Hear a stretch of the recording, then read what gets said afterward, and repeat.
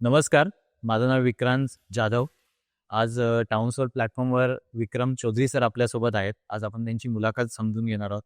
त्यांची overall journey समजून घेणार आहोत. ते प्रोफेशनल कोच आहेत आणि इंटरनॅशनल बॉडी बिल्डर आहेत. तर आपण त्यांच्याकडनं समजून घेऊया. सर्वात आधी तुमची सर प्रेक्षकांना ओळख करून द्या. तुमची जर्नी काय आहे? कशाप्रकारे तुम्ही या क्षेत्रात आले? याबद्दल तुमची एक छोटीशी ओळख करून द्या. नमस्कार. माझं नाव विक्रम चौधरी आहे. मी WBFF world body building fitness फेडरेशनचा प्रो कार्ड होल्डर आहे. मी पुण्यातून बिलॉंग करतो. ओके. सर फिटनेस आणि जिम इंडस्ट्री, बॉडी बिल्डिंग इंडस्ट्रीमध्ये येण्याची प्रेरणा तुम्हाला कशी मिळाली? कोणाकडून मिळाली? ॲक्च्युली जिममध्ये म्हणजे ॲज अ बॉडी बिल्डर हं. जिममध्ये यायचं माझा काय म्हणजे प्लॅन नव्हताच ॲक्च्युली. अच्छा. हां.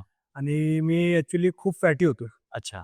आय वॉज 108 kg अच्छा. अँड माझी जी वेस्ट होती कमर हां. जे आपण म्हणतो ती 47 ची होती. अच्छा. सो डिसिप्लिनमध्ये नव्हतो आणि दुसरी गोष्ट खूप म्हणजे रॉंग फूड खायचो मी अच्छा. आणि मला माहिती नव्हती हां. काय खायचं काय नाही खायचं अच्छा. आणि गाईड करणारं कोण नव्हतं. अच्छा. आणि मग लहानपणीपासूनच मी म्हणजे घरात राहिलो असं म्हणजे नाही का एवढं स्पोर्ट्समध्ये ऍक्टिव्ह नव्हतो मी पण. हां. पण बॉडी बिल्डिंगने मला शिकवलं की स्पोर्ट्समध्ये सॉरी डिसिप्लिन कसं राहायचं. ओके. हा, तर ही सगळ्यात मोठी गोष्ट आहे माझ्यासाठी की as a pro coach as a body builder हां. जी माझी जर्नी आहे 14 ते 15 वर्ष झाले. हां. मी ही जर्नीमध्ये आहे आणि पुढे पण राहणार आहे. ॲक्च्युली मी चालू केलं होतं ॲज अ होम वर्कआउट. अच्छा.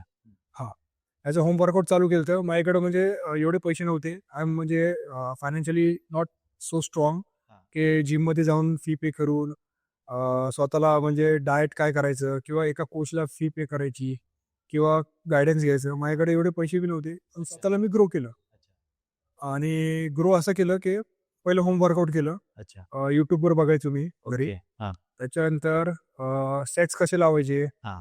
पुशअप्स कसं म्हणजे पुशअप्स कसे करायचे, हं. पुलअप्स कसे करायचे, ते सगळं शिकता हळू-हळू शिकत गेलो मी. अच्छा. त्याच्यानंतर 2013 मध्ये हं. 2013 मध्ये पहिल्यांदा मी जिम लावली. ओके. हां, पहिल्यांदा जिम लावल्यानंतर मला कळालं की नाही का हे असे म्हणजे एवढी सारी मशीन्स असतात. ओके. प्रत्येक बॉडी पार्टसाठी वेगळी मशीन्स आहे हं. जिममध्ये अवेलेबल. ते बघितल्यानंतर मला असं वाटलं की मी अजून थोडं चांगलं करू शकतो. ओके. डाएट कसं करायचं, काय म्हणजे खायचं, कसं काय स्वतःला म्हणजे हे करायचं, मला एवढं म्हणजे नॉलेज नव्हतंच ॲक्चुअली बघायला गेलं की. ओके. मग मी कोचेस लावले म्हणजे कोचिंग लावली मी, ट्रेनर लावला. हां. मग ट्रेनरला असं म्हणजे विचारलं की काय खायचं, कसं खायचं. मग त्यांनी खूप सारं म्हणजे मला गाईड केलं ॲक्चुअली. ओके. गाईड केल्यानंतर मला पण थोडंसं म्हणजे नॉलेज आलं की नाही का, एक मी पण चांगलं करू शकतो. ओके. मग मी 2015 पर्यंत म्हणजे नाही का जिम म्हणजे कंटिन्यू केली. ओके. मग तेव्हा म्हणजे मी स्लिम झालतो. ओके. एकदम म्हणजे फिट झालो, स्लिम झालो. माझे ॲब्स वगैरे क्लिअर दिसायला लागले. ओके. माझी बॉडी चांगली झाली. माझे शोल्डर, ॲब्स, चेस्ट, लेग्स प्रत्येक बॉडी पार्टवर मी काम केलं. हां. पण तरी पण ते म्हणजे असं वाटत होतं कुठेतरी कमी पडतोय आणि असं वाटत होतं स्किनी आहे मी. हं. माझ्या बॉडीमध्ये मसल्स कमी पडतात आहे. मला म्हणजे अजून चांगलं दिसायला पाहिजे किंवा मी पण तसं होऊ शकतो. कारण मी प्रोफेशनल बॉडी बिल्डर्सला बघितलं होतं. बरोबर. हं. की खूप चांगली साईज आहे त्यांची. बरोबर. म्हणजे मोठे शोल्डर्स आहे, हं. बॅक आहे. तर मला असं वाटलं की मी पण तसं करू शकतो. कारण माझं स्ट्रक्चर 2015 पर्यंत म्हणजे चांगलं तयार झालं होतं. ओके. पण फायनान्शियली मी एवढं स्ट्रॉंग नव्हतं की म्हणजे ते त्या लेव्हलपर्यंत मी बॉडी बिल्डिंग करू शकतो किंवा ते सप्लिमेंट्स हायर करू शकतो. बरोबर. तर हे एक होतं. म्हणजे एकंदरीत बघायला गेलं तुम्ही सेल्फ लर्नर होतात जेव्हा स्टार्टिंग केलीत तेव्हा. स्टार्टिंगला yes, I was self learner. हां. मी स्वतःला खूप टाईम दिलाय. हां. खूप काही गोष्टी मी शिकलो. हं, हं. म्हणजे प्रॉपर स्टार्ट टू एंड पर्यंत. हं. कोणीही म्हणजे नाही का शिकून येत नाही वरून. हां. जे काही शिकायचं आपल्याला शिकावं लागतं इथं. हां. पण मी स्वतःला म्हणजे एवढं म्हणजे नाही का स्वतःला असं म्हणजे मेंटली एवढं म्हणजे डिसिप्लिनमध्ये ठेवलं, हां. की मी जर एवढं म्हणजे नाही का वाढलो, हां. का वाढलो? हां. कारण मी डिसिप्लिनमध्ये नव्हतो. बरोबर, बरोबर. त्यामुळं. मग मला डिसिप्लिनमध्ये राहण्यासाठी मग मी विचार केला, की हे फूड खाणं हं. हे फूड खाल्लं, हं. ह्यानी फॅट वाढतं. हां. मग त्याचं म्हणजे थोडी माहिती घेतली, थोडं Googleवर सर्च केलं, थोडं YouTubeवर सर्च केलं, हां. लोकांना विचारलं, प्रोफेशनल ॲथलीट्सला विचारलं. हां. मग त्यांनी सांगितलं, "तू असं चुकीचं खात होतं. हां. आता हे खा, ह्याने तुझी बॉडी ग्रो होईल." अच्छा. मग माझ्या बॉडीमध्ये चेंजेस लई लवकर दिसायला लागले. बरोबर. म्हणून मग मी ते फॉलो करत गेलो. मग मला खूप चांगले रिझल्ट्स मिळाले. पण एक बॉडी बिल्डर असतो ना, तो कधी संतुष्ट नसतो. हां. कारण जेव्हा त्याची फिजिक्स चांगली बनते, हं. तेव्हा म्हणतो की नाही अजून चांगलं करायचं. बरोबर. माझी अशी इच्छा प्रकट झाली मनात की नाही का मी अजून म्हणजे मला पुढे जायला पाहिजे. अजून मी चांगलं करू शकतो. हं. अजून मला ग्रो व्हायचं स्वतःला. हं. मग त्यासाठी मग मी एक प्रोफेशनल कोच हायर केला. ओके. हां, त्याच्याकडे गेलो. मग 2017 मध्ये माझं म्हणजे लग्न झालं. ओके. त्याच्यानंतर फायनान्शियली एवढं स्ट्रॉंग नव्हतो मी, की म्हणजे फॅमिली पण बघायचं आणि स्वतःचं म्हणजे डाएटचं पण बघायचं आणि काम पण बघायचं. हां. मग एवढं माझ्यासाठी म्हणजे पॉसिबल नव्हतं. अच्छा. मग मी विचार केलं, की आता हे बॉडी बिल्डिंगचे गेम आहे. आता फिजिक तर चांगली झाली. हां. म्हणजे कॉम्पिटिटिव्ह बॉडी बिल्डर जे हां. दिसतात म्हणजे जे YouTubeवर दिसतात हां. किंवा ते स्टेजवर दिसतात. हां. त्यांच्यासारखी बॉडी कसं बनावी? ओके. मग त्याच्यावर मी स्टडी केली, की ह्याच्यासाठी आपल्याला खूप जास्त एक्सपेन्सिव्ह लागणार. म्हणजे हां. एक्सपेन्स खूप जास्त आपला हां. वाढणार आहे. Because it's a very expensive game. हे मला नंतर कळालं होतं, की खूप जास्त म्हणजे एक्सपेन्सिव्ह गेम आहे. त्यासाठी स्वतःला ग्रो करण्यासाठी पहिलं मी स्वतःवर काम केलं. फायनान्शियल बॅकग्राऊंड माझं वीक होतं. ते पहिलं मी स्ट्रॉंग केलं. एकच याच्यामध्ये ॲड करतो, फायनान्शियल बॅकग्राऊंड याच्या व्यतिरिक्त अजून काय अडचणी आल्या असतील, त्या पण तुम्ही जर प्रेक्षकांसमोर शेअर केल्यात तर बरं होईल सर. अडचणी मेन तर फायनान्शियल प्रॉब्लेमच होतो मला. हां. हां. फायनान्शियलीच I was not so strong हां. असं म्हणू शकतो आपण. हं. आणि दुसरी गोष्ट गायडन्स पण नव्हतं. अच्छा. हां. आणि डाऊनफॉल आलं होतं माझा 2014 मध्ये. हां. तेव्हा थोडं लोन, कर्जबाजारी पण झालं होतं माझं. हां. पण ते क्लिअर करण्यासाठी मी थोडंसं थांबलो होतो. हां. मग ते क्लिअर केलं मी. मग स्वतःला परत स्ट्रॉंग केलं हां. फायनान्शियली 2017-18 पर्यंत. त्याच्यानंतर मी माझी जर्नी एकदम स्ट्रॉंगफुली चालू केली. हां. त्याच्यानंतर मग मी 2018 मध्ये पहिलं कॉम्पिटिशन खेळलो. अच्छा. 2018 मध्ये पहिलं कॉम्पिटिशन खेळलो. कॉम्पिटिशनचं नाव काय होतं त्या? पुणेश्री होतं. पुणेश्री. ओके. हां. त्याच्यात माझी 4th रँक लागली होती ओके. पुणेश्रीमध्ये. आणि पाषाणमध्ये पण खेळलो होतो मी. पाषाणमध्ये माझी 3rd रँक लागली होती. तर हे फक्त मी एक्सपिरियन्ससाठी खेळलो होतो. अच्छा. हां. कारण मला फक्त बघायचं होतं, की मी कुठं प्लेस करतो. एक्झॅक्टली. जिममध्ये मग माझी बॉडी अशी झाली की सगळ्यात सुंदर बॉडी माझी दिसत होती. हां. पण मी म्हणजे संतुष्ट नव्हतो त्यातनं. बरोबर. की मला स्टेजवर जायचं होतं. मी त्यांना बीट करू शकतो का? बरोबर. ॲटलीस्ट टॉप 5, टॉप 6 जे स्टेजवर जे असतात, जे प्राइज मनी त्यांना डिस्ट्रीब्यूट केलं जातं, जे सिलेक्ट केलेलं जातं, त्यांना मेडल्स भेटतात. त्याच्यात मी कुठं स्टँड करतो ते मला बघायचं होतं किंवा टॉप 5च्या बाहेर असतो मी. अच्छा. ते मला बघायचं होतं. हां. But I was not expecting की मला टॉप 5 मध्ये पण म्हणजे घेणार. पण जसं माझी बॉडी आवडली, आय वॉज व्हेरी कंडिशन. मग जसंनी मला 4th प्लेसिंग दिली, I was very happy with that placing. मग जसंनी पण मला फीडबॅक दिलं की तू अजून चांगलं करू शकतो, थोडं साईज ॲड कर, थोडं मास ॲड कर, थोडी कंडिशनिंगवर काम कर. मग मी म्हणलं ठीक आहे बाबा, आता इथपर्यंत आला, मग पीछे मुड के क्यों देखे अपन, बरोबर. अभी आगे जाएंगे. मग तसं ते म्हणजे ते डोक्यात ठेवून मग मी अजून थोडं डिसिप्लिन झालो. मग अजून थोडं म्हणजे फायनान्शियली स्वतःला स्ट्रॉंग केलं. मग मी प्रो कोचेसकडे गेलो. हां. जे प्रो लेवलचे असतात, एकदम म्हणजे जे इंटरनॅशनल लेवलचे ॲथलीट्स वगैरे तयार करतात, त्यांच्याकडे गेलो. हां. त्यांच्याकडे मी गेल्यानंतर मी एवढं म्हणजे शिकायला भेटलं मला, की मी म्हणजे विचार केला की नाही का मी काय चुकी करत होतो. बरं. की जे माझे जे म्हणजे डाएट, मील्स वगैरे जे मी करत होतो, हं, त्याच्यात हं. माझं काय चुकत होतं. हं. म्हणजे मी करायचो, पण मी मेजर करून नाही खायचो. बरोबर. म्हणजे मेन जे बॉडी बिल्डिंगमध्ये जे आहे, हं. तुम्ही जे फूड, जे सप्लिमेंट्स, जे हां. न्यूट्रिशन घेता, हां. ते मेजर करून खाणं खूप म्हणजे खूप म्हणजे नाही का खूप इम्पॉर्टंट आहे. ओके. बिकॉज जर ते तुम्ही मेजर करून खात नाही, तर किती कॅलरीज तुम्ही खाताय हां. तुम्हाला ट्रॅक करू शकणार नाही तुम्ही. आणि मग किती प्रोटीन तुम्ही खाता ते पण तुम्ही ट्रॅक करू शकणार नाही. किती फायबर खाताय ते तुम्हाला म्हणजे कळणारच नाही. मग ते थोडं म्हणजे डिसरिस्पेक्टफुल होईल ते बॉडी बिल्डिंगसाठी. बरोबर. मग ते नीट करण्यासाठी मी प्रो कोचेसकडे गेलो. त्यांनी मला सांगितलं, की "तू चुकीचं करत होतं, तू आता हे असं कर." बरोबर. ते केल्यानंतर माझ्या बॉडीत खूप चांगले फरक आले. खूप म्हणजे बॉडीमध्ये सेपरेशन दिसायला लागलं. Chest, shoulder, back, legs, quadriceps, बॅकवर, लोअर बॅकपर्यंत. खूप चांगले म्हणजे रिझल्ट्स आले मला. अच्छा. त्याच्यानंतर मी म्हटलं की नाही का आता एक चांगल्या लेवलला कॉम्पिटिट करावं म्हणून. तर मग मी विचार केला की नाही का एकदा इंटरनॅशनल कॉम्पिटिशन खेळावं म्हणून. ओके. इंटरनॅशनल कॉम्पिटिशन म्हणजे एक शेरू क्लासिक जे ओके. आपण म्हणतो. IHFF ऑलिम्पिया जे आपल्या मुंबईत होतो. हां. तर ते इंडियामध्ये म्हणू शकतो किंवा एशियामध्ये म्हणू शकतो आपण, की सगळ्यात मोठा कॉम्पिटिशन ते. अच्छा. तर त्या कॉम्पिटिशनमध्ये मला फक्त भाग घ्यायचं होतं हे बघण्यासाठी, की आपण लोकल कॉम्पिटिशन तर खेळलोय. लोकल कॉम्पिटिशनमध्ये आणि त्याच्यात काय फरक आहे, हे बघण्यासाठी मी तिथे गेलो होतो. जस्ट एक्सपिरियन्ससाठी मी गेलो होतो तिथं. आणि तिथं माझी अनफॉर्च्युनेटली प्लेसिंग नाही लागली बिकॉज इट्स ओन्ली म्हणजे ते फक्त एक वॉर्मअप शो सारखं बरोबर. एक होतं माझ्यासाठी. हं. ते वॉर्मअप सारखं होतं माझ्यासाठी. हं. अँड जस्ट एक्सपिरियन्स घेतला.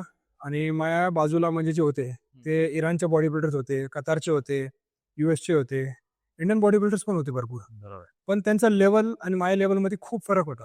अच्छा. मग मला कळालं की आपण लई मागं आहे आणि ही लोकं म्हणजे लई म्हणजे लेवल अप आहे यांचं.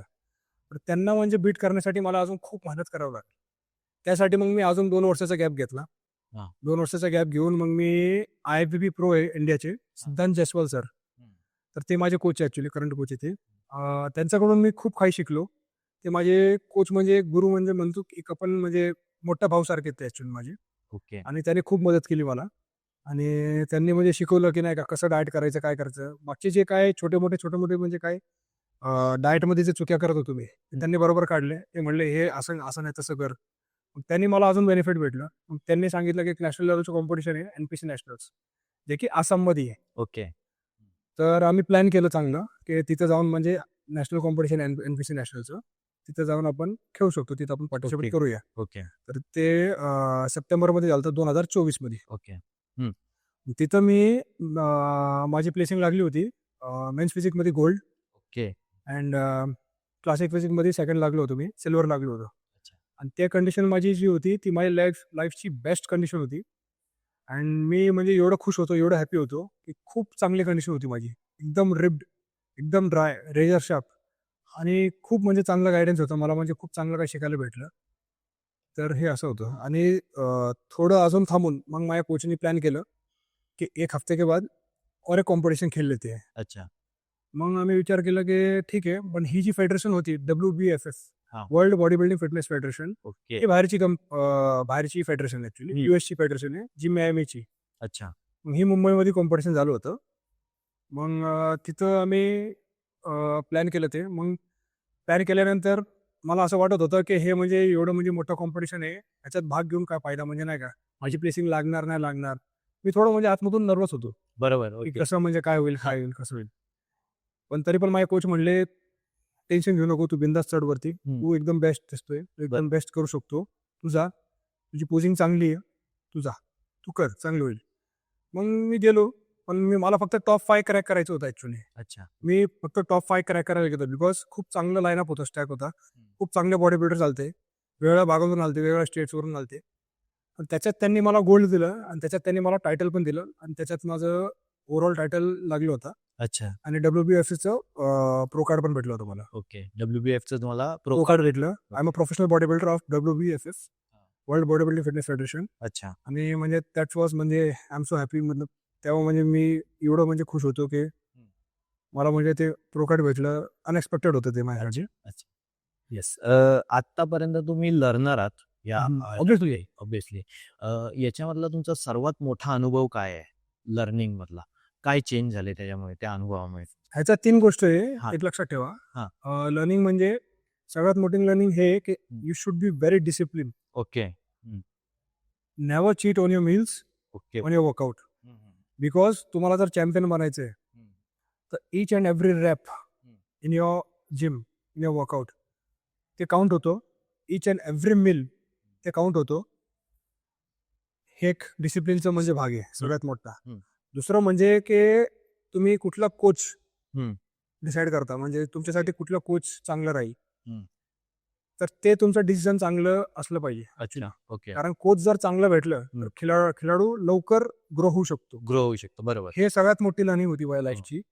बिकॉज जर कोचच चांगले भेटले, ऍक्च्युली असं नाही, कोणाला आपण हे नाही म्हणू शकत की कुठलं कोच वाईट आहे की चांगलं आहे. तसं बरोबर. हो. त्यांनी जे त्यांच्या आयुष्यात शिकले तेच तुम्हाला ते पण शिकवणार बरोबर. ऑब्व्हियसली. आणि it's a part of life. Yes. You have to accept that. तर जर खेळाडूलाच कोचच चांगला भेटला, नंबर 1 भेटला, म्हणजे आपण असं नाही म्हणू शकत की कोण नंबर 1 आहे, कोण नंबर 2, तसं नाही. पण एकदम म्हणजे चांगला भेटला प्रो लेवलचा, हं. तर मग ते लवकर ग्रो होऊ शकतो ते खेळाडू. एक्झॅक्टली. हे मी बघितलं आतापर्यंत बॉडी बिल्डिंगमध्ये, मी हे पाहिलंय. ओके. आणि थर्ड म्हणजे तुम्हाला सॅक्रिफाईस लय करावं लागेल. ओके. नो पार्टीज, हां, हां. नो फॅमिली प्रोग्राम्स वगैरे जायचं नाही, कुठल्याही फॅमिली प्रोग्राममध्ये जायचं नाही. हे तुम्हाला सॅक्रिफाईस करावं लागेल. Okay. It's a part of discipline only. हो. तर त्याच्यानंतरच तुमची बॉडी बिल्ड होती. हं. त्याच्यानंतरच तुम्हाला म्हणजे तुम्ही स्टेजवर चमकता, थोडक्यात म्हणलं मी. तुम्ही कोच म्हणून स्वतःमध्ये काय चेंजेस केलेत? काय बदल केलात तुम्ही? ॲज अ कोच मी खूप काही बदललंय माझ्या लाईफमध्ये. जसं की बाकीचे जे कोचेस आहे हां. ते अपडेट घेत नाही. हां, हां. म्हणजे ते कसं करतात, की फक्त एक प्लॅन बनवून तुम्हाला एक प्लॅन बनवून देणार. बरोबर. Particular plan, you have to follow that plan first. हं. अँड माझं तसं नाहीये. ओके. मी ॲज अ कोच प्रत्येक मीलचं अपडेट घेतो. हां. दर आठवड्यात त्यांची बॉडीचे फोटो घेतो, चेक करतो, की बॉडीमध्ये काय चेंजेस आलेत, अजून काय चेंजेस करायचे आहेत, हे सगळं बघतो. मग मी चेंजेस करतो. आता काही क्लायंट्स माझे असे पण असतात, त्यांना फूड सूट होत नाही, कोणाला कुठले सप्लिमेंट सूट होत नाही. बरोबर. तर त्यासाठी पण कोचला म्हणजे नाही का एकदम म्हणजे ह्याच्यावर म्हणजे ऑब्झर्व करावं लागेल की नाही का कुठलं म्हणजे सप्लिमेंट ह्याला सूट होतोय, कोणाला आता कुठला फूड दिलं तर ते कॉन्स्टिपेशन होतोय कोणाला, किंवा कोणाला स्किन प्रॉब्लेम्स होतात ते प्रॉब्लेम पण सॉल्व्ह करता आला पाहिजे कोचला. हो. तर दॅट्स अ कोच. सर, ह्या क्षेत्राकडे बघितलं तर काही लोकांना बॉडी बिल्डिंग म्हणजे काय हे नेमकं काय माहीत नाही. मसल्स की लाईफस्टाईल? ओके. हां. तर हा एक जो प्रश्न आहे त्याचं एकदम तुम्ही विश्लेषण करून सांगितलं तर प्रेक्षकांमधलं जे कन्फ्युजन आहे ते दूर होईल. सी बॉडी बिल्डिंग म्हणजे काय, की बॉडीमध्ये आपण मसल्स ऍड करतो. तर आपल्याला मसल्स ग्रो करायचे, बरोबर. ठीक आहे. तर दॅट्स बॉडी बिल्डिंग. पण ते कसं ग्रो करायचे, डिसिप्लिनमध्ये राहून सॅक्रिफाईस करावं लागेल तुम्हाला. बरोबर. म्हणजे चुकीचं न खाणं, ते एक डिसिप्लिन झालं, ते एक सॅक्रिफाईस झालं तुमच्यासाठी. सपोज घरात काय बिर्याणी बनवली आहे किंवा खीर बनवली आहे, त्याला अवॉइड करून आपण स्वतःचं प्रोटीनचे मील असतं आपलं, अंडे झाले, आपले चिकन झाले किंवा पनीर झालं, तर ते खाऊन आणि त्याच्याबरोबर राईस झाले, सॅलड झालं, हे कम्प्लीट न्यूट्रिशन, कम्प्लीट मील खाऊन आपण फक्त आपल्या गोलवर फोकस राहावं. That's body building. Okay. And जर तुम्ही फक्त फिटनेससाठी राहतात, म्हणजे जे आय टी क्राऊड झालं किंवा working as a labour or as a businessman, तर तुम्हाला फक्त फिट राहायचं आहे, तर तुम्हाला म्हणजे हेच आहे की बाहेरचं जे फूड आहे, प्रोसेस फूड आहे, ते अवॉइड करावं लागेल. घरचं क्लीन खाणं खावं लागेल तुम्हाला. ओके. हां. आणि आठवड्यात कमीत कमी 5दा किंवा 4दा तरी वर्कआउट करावंच लागेल तुम्हाला. आजच्या तरुणांसाठी बॉडी बिल्डिंग हा स्पोर्ट्स का महत्वाचा वाटतोय? का त्यामध्ये इंटरेस्ट घेत आहेत? आता तुम्ही एक बघा, 100 लोक असतात. हां. 100 लोकांपाशी एकाची पर्सनॅलिटी अशी असती, की ती लई स्ट्रॉंग पर्सनॅलिटी असते त्याची. एक्झॅक्टली. बिकॉज त्याची फिजिक ती म्हणजे एक बोलती आतमधून नाही का, बरोबर. म्हणजे ते एक आहे. हो. म्हणजे पर्सनॅलिटी खूप चांगली जर तुम्हाला पाहिजे, खूप म्हणजे चांगलं समाजात तुम्हाला खूप म्हणजे चांगलं दिसणं, हां. खूप चांगलं म्हणजे बोलणं, हां. तर तुम्हाला एक चांगला रिस्पेक्ट पाहिजे. हां. तर यू शुड बी फिट, अच्छा. Should be look very good हं. विथ युअर मसल्स, हं. एव्हरीथिंग म्हणजे. ओके. बॉडी बिल्डिंगमुळे मानसिक आरोग्यावर काय सकारात्मक परिणाम होतात? पॉझिटिव्ह काय होतं? सी बॉडी बिल्डिंग जर तुम्ही स्टेजसाठी करताय, हां. तर इट्स अ टाइप ऑफ तपस्या, घोर तपस्या. ओके. इट्स लाईक म्हणजे तुम्हाला स्वतःला खूप तपावं लागेल. अच्छा. हां, कारण डाएट लई स्ट्रिक्ट असतात. हं. तुम्हाला प्रत्येक मील फॉलो करावं लागते. हां. तुम्हाला प्रत्येक वर्कआउट म्हणजे फॉलो करावं लागतं. हां. कसं कोचिंग दिलंय कसं. हं. त्याच्यानंतर स्वतःला म्हणजे तपून घ्यावं लागतं. बरोबर. तेव्हा जाऊन ते बॉडी बिल्डर एक तयार होतो. हं. लोकांना काय वाटतं की नाही का अंडे खाल्ले, चिकन खाल्ले, प्रोटीन खाल्लं, सप्लिमेंट खाल्ले आणि झाडली बॉडी. असं होत नाही. अजिबात होत नाही असं. तुम्हाला पेशन्स ठेवावं लागेल. खूप जास्त पेशन्स ठेवावं लागेल. कोणाला रिझल्ट्स लवकर येतात, कोणाला रिझल्ट्स उशीर येतात. उशिरा येतात. हां, हे जेनेटिकवर पण डिपेंड करतं. बरोबर. पण जर तुम्ही डिसिप्लिनमध्ये राहिले, हां. तुम्ही कन्सिस्टंट राहिले, तुम्ही फोकस राहिले, तुमच्यात ते डेडिकेशन आहे, मोटिवेशन आहे, हां. तर तुम्ही खूप चांगली बॉडी बनवू शकता ओके. आणि चांगल्या बीट करू शकता स्टेजवर. ओके. तर तुम्ही जेव्हा स्टार्ट केलं आणि बॉडी बिल्डिंग म्हणजे फर्स्ट कॉम्पिटिशन खेळलात तेव्हा तुमच्या मेंटली पॉझिटिव्ह काय गोष्टी घडल्या? हे बघा, पहिल्यांदा तर कुठलाही बॉडी बिल्डर जेव्हा स्टेजवर जातो, हां. त्याला एक आतमध्ये थोडंसं नर्वसनेस. येस. थोडीशी भीती असते, की Yes. काय होणार आहे, स्टेजवर काय होणार आहे? मला जज उभं करणार, नाही करणार. हां. But by luckily I was the one, की म्हणजे मला टॉप 5 मध्ये सिलेक्ट केलं होतं त्यांनी. बरोबर. मला 4th रँकिंग दिली होती. I was happy with that. बरोबर. हां. तर हे एक आहे, की थोडं नर्वसनेस थोडी असते बॉडी. कॉन्फिडन्स वाढतो. कॉन्फिडन्स हां. एकदा तुम्ही जेव्हा तुमचा नंबर लागतं, तेव्हा तुमचं कॉन्फिडन्स पण वाढतं. नेक्स्ट टाइम तुम्ही अजून जोरात तयारी करता अच्छा. आणि त्याने मग तुमची तयारी पण चांगली होती. मग मोटिवेशन पण नेक्स्ट लेव्हलचं असतं. मग तुमच्या डोक्यात एकच असतं, की भाई मला स्टेजवर जाऊन नाही का सगळ्यांना बीट करायचं आहे. आय एम द वन अच्छा. Who will. हां. बरोबर. जेव्हा बिगिनर्स आता बॉडी बिल्डिंग किंवा फिटनेसकडे वळतात, तर तुमच्या मते बिगिनर्सनी कोणत्या गोष्टींची काळजी घेतली पाहिजे? कोणत्या चुका टाळल्या पाहिजेत? ओके. हां. बिगनर्सला मी तर हे म्हणेल, की सगळ्यात अगोदर आपलं बेस तयार करा. इन द सेन्स पहिलं घरचं खाणं खावा. घरचं म्हणजे आपली बाहेरचं फूड खाऊ नका, हां. प्रोसेस फूड खाऊ नका. घरचं चांगलं म्हणजे हेल्दी खाणं आहे.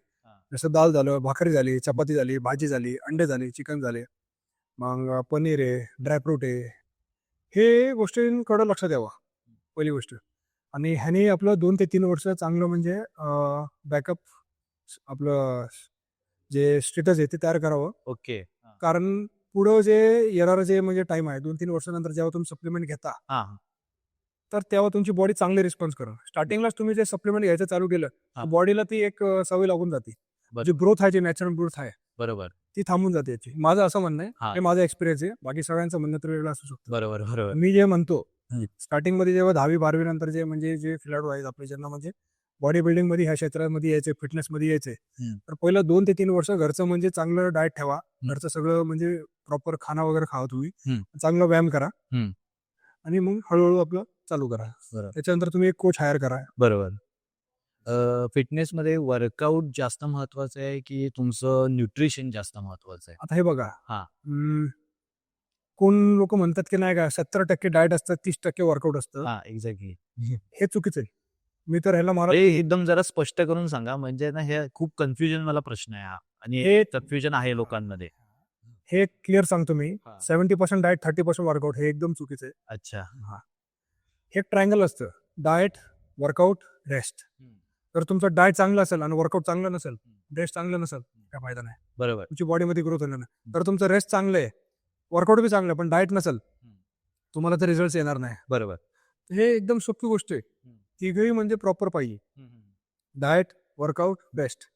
काम तर गरजेचं आहेच. काम तर करावंच लागेल तुम्हाला. Each and every one has म्हणजे वर्कआउट आपलं काम तर करावंच लागेल. प्रत्येकाकडे म्हणजे काम आहे. हां. प्रत्येकाकडे म्हणजे स्वतःचा जॉब आहे किंवा कोणाचा बिझनेस आहे. ते करावंच लागेल. It's a part of life. You कॉन्ट इग्नोर दॅट. बट त्याच्यासोबत स्वतःची बॉडीची काळजी घेणं खूप गरजेचं आहे. अच्छा. सर, जे ग्रामीण भागातले जे काही बॉडी बिल्डर्स आहेत किंवा ज्यांना इच्छा आहे बॉडी बिल्डिंगकडे यावं, फिटनेसकडे यावं, ज्यांच्याकडे सुविधा उपलब्ध नाही आहेत, तर अशा खेळाडूंना तुम्ही काय सांगाल? म्हणजे त्यांनी काय गोष्टी लक्षात घेतल्या पाहिजेत आणि विदाऊट इक्विपमेंट तुम्ही या क्षेत्राकडे वळू शकता का एक सर्टन टाईमपर्यंत किंवा फिट राहू शकता का? आता हे बघा, ह्याच्यात आता असं आहे, काही ग्रामीण एरियामध्ये काही गावात जिम पण नसेल, हो, मला असं वाटतं. हो. बरोबर आहे. आणि जर जिम नसेल तर तुम्ही युट्यूबला वगैरे बघून हां. म्हणजे होम इक्विपमेंट्स पण मागू शकता किंवा घरी पण तुम्ही बनवू शकता. बरोबर. म्हणजे आजकाल ते लोक करतात ना, पाईप टाकून सिमेंटचे वगैरे डंबल्स, बरोबर. येस. त्यांनी पण होम वर्कआउट करू शकता. Even I have started from that, म्हणजे त्या टाईपच मी पण चालू केलंय. ओके. माझ्याकडे पैसे नव्हते की नाही जिम मध्ये जाऊन हे करू म्हणून. मी पाईप आणले होते, सिमेंटचे डंबल बनवले होते. ते डंबल्स माझ्याकडे आता बी आहे घरी. अच्छा. तसं सांभाळून ठेवले मी. 2011ला मी ते बनवले होते. अच्छा. सिमेंट आणि प्लास्टिकचे पाईप ते बनवले. तुम्ही तसं चालू करू शकता. हां. आणि घरी दंड, उठक बैठक ते करून तुम्ही करू शकता. ओके. सर, भारतीय डाएट जो इंडियन डाएट आहे त्यामध्ये फिटनेस मेंटेन होते? होते, असं नाही म्हणू शकत की नाही होत. हां. पण it's not a complete nutrition. फक्त एक मध्ये हे करतो या प्रश्नाचं उत्तर देताना, डाएटचे प्रकार येतात का आणि येत असतील तर ते कोणते? सी डाएट म्हणजे काय, पहिली गोष्ट क्लीन खाणं. हां. खाणं जे आहे तुमचं क्लीन पाहिजे. हां. क्लीन म्हणजे जास्त तेल नाही पाहिजे, हां. ज्याने कोलेस्ट्रॉल वाढतं. हं. असं कुठलंही फूड नाही पाहिजे ज्याने म्हणजे तुम्हाला तुमच्या शरीराला त्रास होईल. त्रास होईल. हां. क्लीन खाणं खावा. हं. जसं सॅलड झालं तुमचं, हं. चपाती खायची खावा, भाकरी घ्या, हं. अल्टरनेट ऑप्शन घ्या. हां. हेल्दी काय असेल, हेल्दी फूड काय असू शकतं ते बघा. हेल्दी ऑप्शन काय, सपोज व्हाईट राईस आहे, ब्राऊन राईस आहे, हे तुम्ही घेऊ शकता. हां. डाळ आहे, हां. तूप आहे. आता आजकाल तुम्ही बाहेरचं खाणं खाल्लं तर मग ते जे म्हणजे आपण प्रोसेस फूड म्हणतो, त्याने म्हणजे हार्टला प्रॉब्लेम होतो, ओके. अख्ख्या बॉडीला प्रॉब्लेम होतो, कोलेस्ट्रॉल वाढतं. ह्याने म्हणजे खूप चांगलं म्हणजे आपण करू शकतो ह्याला अवॉइड करून. ओके. ओके. हां. रॉंग फूडला अवॉइड करून खूप चांगलं फूड खाल्ल्यानंतर स्वतःला फिट ठेवू शकतो माणूस. ओके. येस. आणि भारतीय डाएट मधनं त्या गोष्टी चांगल्या. भारतीय डाएट मध्ये बघितलं आपण हां. तर जर एक मील बघितली, हां. डाळ, राईस, राईस. हां. तूप, हां. तूप. चपाती आणि भाजी. हां. It's a good diet. अच्छा. It's a good diet. It's a very good diet. हां. हे म्हणजे बॉडीला संतुष्ट करण्यासाठी खूप चांगलं डाएट आहे. ओके. जर तुम्हाला मसल बिल्ड करायची, त्यासाठी तुम्हाला प्रोटीन फूड वाढवं लागतं. Okay. Protein food in the sense paneer झालं. जर तुम्ही व्हेजिटेरियन आहात हां. तर मूग झाली, मटकी झाली, मग स्प्राउट झाले, जेच आपले झाले. ओके. मग त्याच्यानंतर दूध आलं, त्याच्यानंतर आपलं पनीर आहे, सोयाबीन आहे, हे व्हेजिटेरियनसाठी. जर नॉन व्हेजिटेरियन आहे तर एग व्हाईट्स किंवा होल एग सगळ्यात बेस्ट आहे. चिकन झालं, तुमचं फिश झालं, हे सगळ्यात बेस्ट आहे. ओके. हे तुम्हाला थोडं थोडं ऍड करायला पाहिजे. बरोबर. येस, त्यांनी थोडं मसल बिल्ड जास्त होईल आणि लवकर होईल. हो. तुम्ही जसं बोललात की जेव्हा एखादा बिगिनर या क्षेत्रात येत असेल तर त्याने 1-2 वर्ष फक्त आणि फक्त जो नॅचरल डाएट आहे त्याच्यावर हे करावं. सप्लिमेंट बद्दल काय मत आहे? आणि तुम्ही सांगितलं की सप्लिमेंट हे 1-2 वर्षानंतर स्टार्ट करावे, तर तुमचं काय मत आहे? माझं असं म्हणणं हां. आहे की सप्लिमेंट 1-2 वर्षानंतरच चालू करावं. बाकी सगळ्यांचे आपले आपले म्हणजे थिंकिंग वेगळी आहे. माझं असं म्हणणं आहे पर्सनली बिकॉज बॉडीला कुठलीही म्हणजे सवय लावू नये. स्टार्टिंगला जेवढी ग्रोथ नॅचरल होईल तेवढी होऊ द्या. त्याच्यानंतर तुम्ही सप्लिमेंटकडे वळा. ओके. जसं तुमचं वे प्रोटीन झालं, हम्म. फिश ऑइल झालं, हम्म. बिशोडोगोले झालं, हा. ग्लुटामाइन झालं, क्रेटिन झालं. सगळ्यात बेस्ट सप्लिमेंट म्हणलं की क्रेटिन आहे. Okay. आजच्या काही सगळ्यात जास्त म्हणजे बेस्ट लवकर रिकव्हरी देणार सप्लिमेंट हो. आहे ती क्रेटिन. बरोबर. बरंच. जे वर्किंग प्रोफेशनल आहेत त्यांना तुम्ही काय टिप्स देऊ शकता किंवा त्यांनी कशा प्रकारे आयची मरी वगैरेचे काम IIT जे मार्केटिंग मध्ये आणि फील्ड वर्क असतं त्यांचं एक मी बघितलंय. माझ्याकडे भरपूर क्लायंट्स आहे असे हा. जे IT मध्ये वगैरे काम करतात. हा. त्यांचं म्हणजे जे लाईफस्टाईल आहे ते खूप म्हणजे म्हणजे एवढं स्ट्रेसफुल आहे. आणि डाएट वगैरे त्यांचं म्हणजे एवढं रॉंग फूड खातात ते की म्हणजे ते प्रॉपर नाही त्यांच्या बॉडीसाठी. आणि that will harm you 100%. That will harm you. तुम्हाला त्याला क्लिअर करावंच लागेल. आणि ते म्हणतात की आमच्याकडे ऑप्शन नाही, जे आम्हाला भेटलं ते आम्ही खाल्लं. ऑप्शन आहे, you have to carry your meals. तुम्ही तुमची स्वतःचं मील कॅरी करा. बरोबर. जसं मी करतो. आता मी कुठं बाहेर गेलो, हा. स्वतःचे 3 मील मी कॅरी करूनच येतो. आता पण मी इथं आलाय कारमध्ये 3 मील कॅरी. अच्छा. Yes, you have to carry your meals. हा. कारण तुम्हाला माहित नाही तिथे किती वेळ लागणार. जर तुम्ही बाहेर पण गेलेत, जर तुम्ही IT प्रोफेशनल आहात तर घरात एक मील करूनच जावा आणि ती मील सोबत ठेवा तुमच्या. कारण जसं जसं 2 ते 3 तासात तुम्ही रिफिल करू शकता. बरोबर. येस. जर तुमच्याकडे ऑप्शन नाही, तुम्ही कुठे पार्टीमध्ये गेले किंवा कुठं प्रोग्राम मध्ये गेले, लग्नात गेले, हा. तिथं माझं असं सजेशन आहे, दाल, राईस आणि सॅलड हे सगळ्यात बेस्ट आहे. ओके. हे म्हणजे त्रास देणार नाही. त्रास देणार नाही तुला. सर, जेव्हा एखादा बॉडी बिल्डर एक गुरु निवडत असतो, एखादा कोच निवडत असतो, तर चांगला कोच कसा ओळखायचा? हे बघा, हा. कोच कसं ओळखायचं म्हणजे हे बघा, हे लय म्हणजे ठीक आहे. ऍक्च्युली कसं आहे, पहिलं तर हे बघा की त्याचे क्लायंट्स किती आहे. ओके. त्याचे रिव्ह्यू घ्या. हा. त्याने किती क्लायंट तयार केले हा. ते हे पण बघा की त्या कोचमुळं कोणाला साईड इफेक्ट तर झाले नाही. हा. कोणाला फूड सूट झालं नाही, कोणाला डाएट म्हणजे सप्लिमेंट्स सूट झाले नाही. हे सगळ्या गोष्ट बघावं लागेल. आणि त्याचे जे रिझल्ट आहे ते किती लवकर येतात, ते किती चांगले येतात, ते किती म्हणजे पेशन्सफुली त्याचे आहे सगळं प्रॉपर. कोच किती एज्युकेटेड आहे, हा. वेल एज्युकेटेड, ते बघा पहिलं. त्यांनी कुठले कुठले म्हणजे हे केले, सर्टिफिकेशन केले, त्याला किती नॉलेज आहे वर्कआउटचं, डाएटचं, ते बघा. त्याचे सक्सेस रेट बघा. त्याच्यानंतर त्याच्याकडे जाऊ. ओके. ओके. ओके. सर, काही लोकांचं बिझी शेड्यूल असतं, तर त्यातनं पण फिटनेस मेंटेन करता येते. ती कशा प्रकारे करता येईल? काय गोष्टींकडे लक्ष दिलं पाहिजे? कशा प्रकारे केलं पाहिजे ते? येस करू शकतो. आठवड्यात जर तुम्हाला जमत नाही जिमला जायला, तर at least you can do home workout also. Okay. Home workout बी करू शकतो आपण. हा. त्याच्यात तुम्हाला दिवसात 4 मील तर घ्यायला पाहिजे तुम्ही.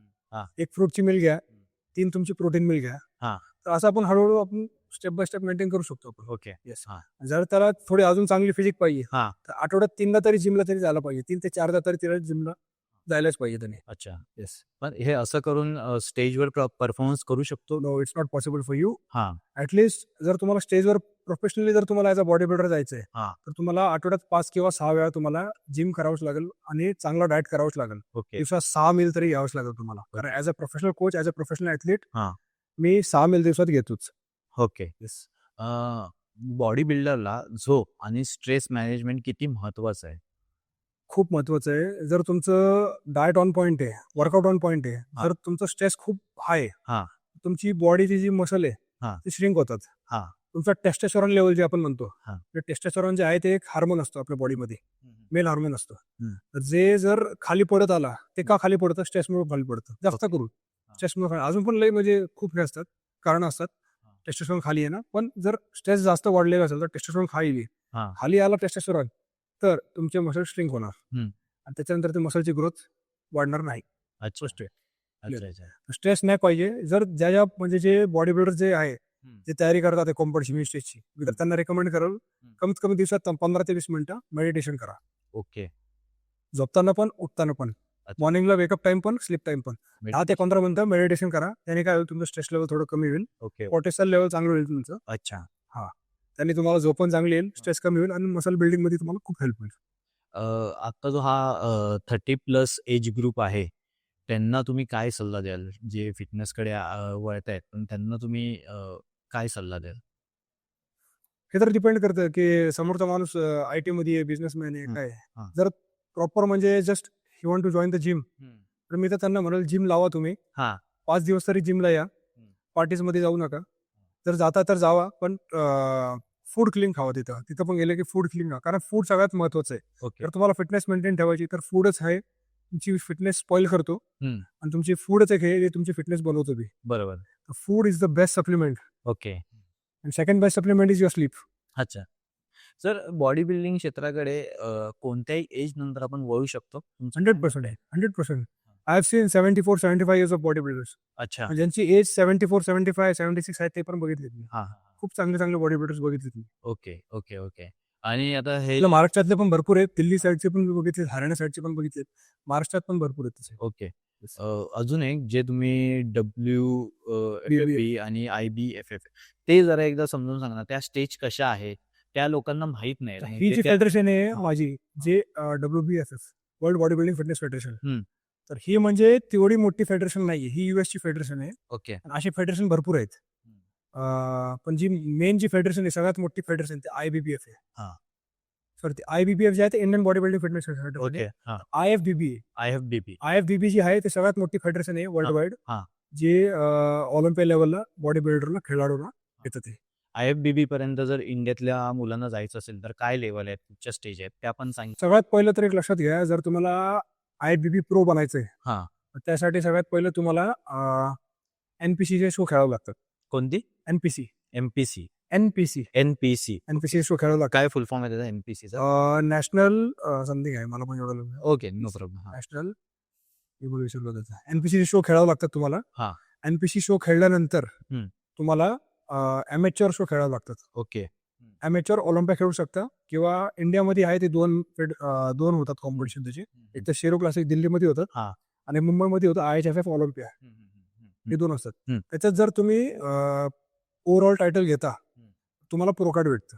ओके. IFBBचं. IFBBचं. IFBB प्रो बनता तुम्ही. हम्म. IFBB प्रो बनल्यानंतर तुम्हाला प्रो शो खेळावे लागतात.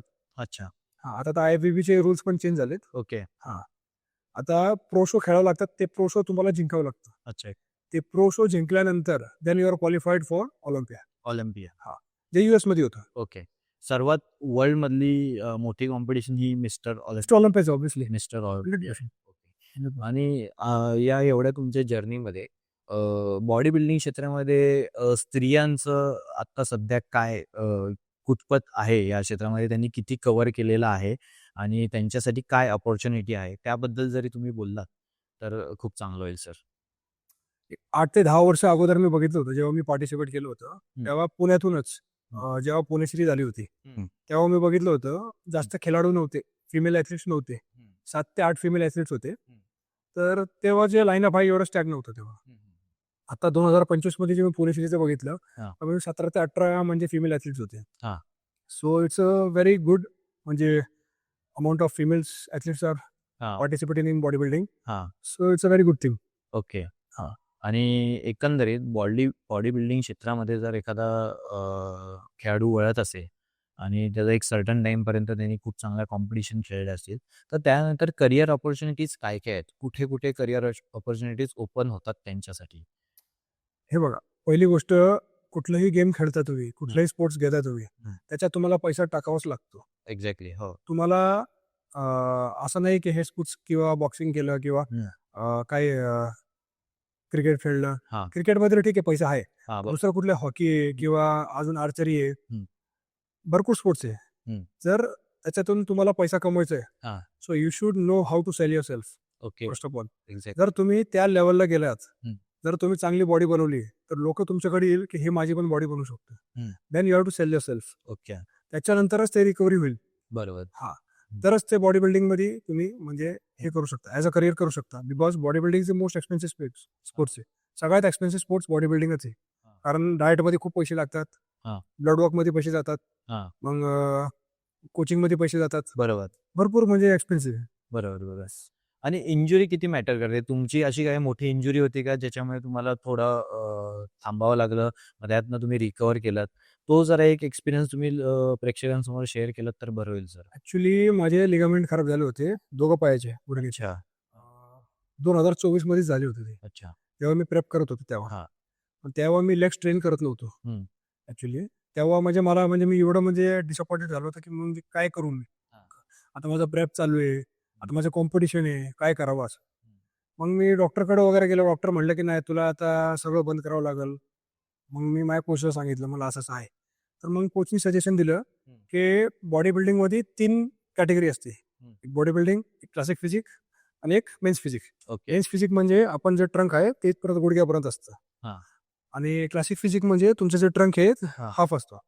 आणि body building trunk everybody knows what's body building. Okay. तर मग मी मेन्स फिजिकमध्ये क्वालिफाय झालो. हां. पण जिद म्हणतो ना आपण ते मी सोडलं नाही. ओके. मी म्हणजे केलंच, ते कम्प्लीट केलंच. मेन्स फिजिकमध्ये मला पण हं. गोल्ड भेटलंच मला. ओके. क्लासिक फिजिकमध्ये पण मी खेळलो. माझी साईज एवढी नव्हती क्लासिक फिजिकमध्ये हां. लेग्सची. हां. But I was very sharp, ripped, एकदम कंडिशन होतो मी. त्यांनी मला सिल्वर भेटलं मला आसाममध्ये. तर ठीक आहे, इट वॉज गुड. म्हणजे शिकायला भेटलं हां. की जर तुम्हाला इंजुरी झाली तरी तुम्ही कसं पुढं हे करू शकता. बरोबर. ते एक ट्रेकिंग पॉईंट आहे फॉर मी. या ज्या कॅटेगरी सांगितल्यात ना, त्या पण तुम्ही ज्या सगळ्या कॅटेगरीज जर सांगितल्यात ना, तर प्रेक्षकांना ती पण इन्फॉर्मेशन मिळून जाईल. सी बॉडी बिल्डिंगमध्ये 3 कॅटेगरी असतात मेनली. हां. एकतर बॉडी बिल्डिंग असतात, जे गट्टप्रमाणे असतं. हां. 5 किलो, 50 किलो, हां. 55 किलो, हां. 60, 70, 75, 80, 85, 90 ओके. मग ओपन. 90 नंतर ओपन असतं. म्हणजे जेवढं मी बघितले. ओके. ठीक आहे. ही बॉडी बॉडी बिल्डिंगची कॅटेगरी असते. हां. त्याच्यानंतर येते क्लासिक फिजिक कॅटेगरी. त्याला ब्लॅक ट्रंक असतं आणि ते थोडंसं म्हणजे रेग्युलर जे ट्रंक असतं त्याच्यापेक्षा थोडंसं मोठं असतं ट्रंक. ओके. ते क्लासिक फिजिकमध्ये असतं ते. क्लासिक फिजिकमध्ये कसं असतं 4 कंपल्सरी पोजेस असतात. ओके. आणि बॉडी बिल्डिंगमध्ये 7 कंपल्सरी पोजेस असतात. ओके. क्लासिक फिजिकमध्ये फ्रंट डबल बायसेप एक असतं, जे आपण फ्रंट डबल बायसेप घेतो. ओके. हां. एक साईड चेस्ट असतं, एक बॅक डबल बायसेप असतं हां. आणि एक ॲबनॉर्मल विथ थाय असतं, ज्याचं तुमचे ॲब्स आणि लेग शो करावं लागतात. ओके. हे क्लासिक फिजिकमध्ये झालं. हं. आणि बॉडी बिल्डिंगमध्ये जे असतात 7 कंपल्सरी पोजेस असतात. Okay. Front double biceps, front lat spread, okay. Back double biceps, हां. Back lat spreads, side triceps, hmm. Side chest आणि abdominal with thigh. Okay. 7 compulsory poses असतात. ओके. मेन्स फिजिकमध्ये जे असतं ते आपण ट्रंक टाकतो ते एवढं टाकतो. मेन्स फिजिकमध्ये काय एवढे साईज नाही पाहिजे बॉडी बिल्डरला. म्हणजे जे खेळाडू आहे त्याची बीच बॉडी पाहिजे. मेन्स फिजिकची ॲथलीटची हिची कॅटेगरी काढली आहे हां. ती बीच बॉडी दिसली पाहिजे. Beach body. ओके. त्यासाठीच ही कॅटेगरी काढली होती, एवढं मला माहिती आहे. ओके. तर त्याच्यात ट्रंक जे असतं ते मोठं असतं. हे कोणासाठी असतात ज्याचे लेग्स जास्त मोठं नाहीये, ज्याचे लेग्स एवढे ग्रो होत नाहीये, तर ती कॅटेगरी मेन्स फिजिकसाठी. ओके. ओके. येस. तुमचा रोल मॉडेल कोण आहे? Phil Heath will help. Is a 7 time mister Olympia. हां. येस. एक लास्टचा क्वेश्चन. हा तुमचा एवढा एक्सपिरियन्स आहे, अनुभव आहे. तुम्हाला काय वाटतं की इंडियन गव्हर्नमेंटनी किंवा महाराष्ट्र गव्हर्नमेंटनी बॉडी बिल्डिंग क्षेत्रात काय चेंजेस केले पाहिजेत किंवा अजून काय इम्प्रूव्हमेंट झाली पाहिजे जेणेकरून जास्तीत जास्त लोकं बॉडी बिल्डिंग क्षेत्राकडे येतील आणि जे काय ऑलिम्पिया आहे ज्याच्यामध्ये इंडियन कोणतरी जिंकला पाहिजे ते पॉसिबल होऊ शकतं. काय वाटतं तुम्हाला याच्याबद्दल? इंडियन बॉडी बिल्डिंग जे आहे IFBB, हां. ठीक आहे. सॉरी, IFBB जी आहे ती बाहेरची फेडरेशन आहे. IBBF जे आहे ते इंडियन फेडरेशन आहे. IBBF. IBBFने जे खेळाडू आहे आपले भारतातले जे खेळतात आहे, जे पार्टिसिपेट करतात आहे, त्याचा जे चॅम्पियन असतो तर त्यांना म्हणजे जॉब ऑफर केली जाते. जेवढं मी बघितलंय रेल्वेजमध्ये केली जाते आणि इन्कम टॅक्समध्ये पण बघितली मी. भरपूर असे खेळाडू आहेत जे इंडियन बॉडी बिल्डर्स आहे, ते म्हणजे जॉब ऑफर करते इंडियन गव्हर्नमेंट. दॅट्स म्हणजे व्हेरी गुड. ओके. ही खूप चांगली गोष्ट आहे. चांगली. आपण जे ऑलिम्पियाला तुम्ही जे म्हणताय हां. ते फेडरेशनच बाहेरची, ती युएसची फेडरेशन. ओके. हां. तर government I won't think so की ते सपोर्ट करतात आहे ऍक्च्युली. अच्छा. आणि पुढं म्हणजे माझं असं म्हणणं आहे की केलं पाहिजे, हां. Because it's a very expensive sports. हां. आणि थोडं खेळाडूंना थोडं म्हणजे नाही का एक पुश केलं पाहिजे हां. की तुम्ही जावा, आम्ही आहे. बरोबर. आणि Indian government. Yes, Indian government आहे म्हणून थोडं ओके. हे थोडं झालं पाहिजे. सर, बॉडी बिल्डर्सनी बेसिक मील हे काय खाल्लं पाहिजे? काय स्टार्ट केलं पाहिजे स्टार्टिंगला? पहिली गोष्ट तर असं आहे की बॉडी बिल्डर्सला पहिली गोष्ट आपलं जे गट हेल्थ आहे त्याच्यावर खूप म्हणजे जास्त लक्ष द्यावं लागेल तुम्हाला. एम्प्टी स्टमक मी रिकमेंड करतो फ्रुट्स. हो. हां. आणि त्याच्यानंतर जे तुमचं डे चालू होतो त्याच्यात तुम्ही 4 ते 5 मील जर as a professional body builder आहात 4 ते 5 मील तुम्हाला करावंच लागेल ते. ओके. येस. आणि त्याच्यात पण जर तुम्ही असं म्हणताय की काय फूड ॲड करावं, हां. काय खावं, तर एक बाउल जर असेल तुमचं that should be complete nutrition. त्याच्यात तुमचं फॅट्स पण आले पाहिजे. जसे suppose if you are vegetarian तर तुम्ही स्प्राउट्स घ्या थोडंसं. त्याच्यात थोडंसं ॲल्मंड्स घ्या, ते गुड फॅट झाले तुमचे. हां. हां. स्प्राउट जे आहे तुमचे प्रोटीन झालं आणि व्हाईट राईस झालं तुमचं कार्बोहायड्रेट्स बरोबर. आणि थोडंसं सॅलड घ्या, ककडी किंवा टमाटर whatever your pockets allow you, त्या हिशोबाने घ्या. हे कम्प्लीट न्यूट्रिशन. जर नॉन व्हेजिटेरियन आहात हा. तर तुम्ही चिकन घेऊ शकता. बरोबर. That's protein. White rice that's carbohydrates. Salad, cucumber, tomato, बरोबर. बीटरूट और carrot whatever your pockets allow you. त्याच्यानंतर फिश ऑइल घेऊ शकतो आपण, ओके. कारण ते ओमेगा 3 असतं, हम्म. जॉईंटसाठी चांगलं असतं ते. बरोबर. आणि भरपूर त्याचे बेनिफिट्स आहे. बरोबर. तर हे न्यूट्रिशन कम्प्लीट केलं पाहिजे आपण, हा.